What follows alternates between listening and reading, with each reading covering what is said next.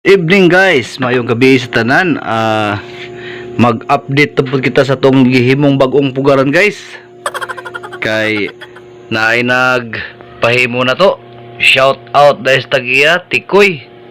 Shout out ni muli ako'y, dara ko'y. Ang kulang na lang ani ko'y, ang pag-setting na lang ko'y sa kuan ko'y, sa iyang thermostat. Dara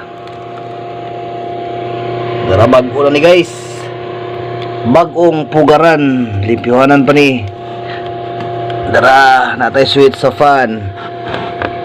Dara atong gion balik.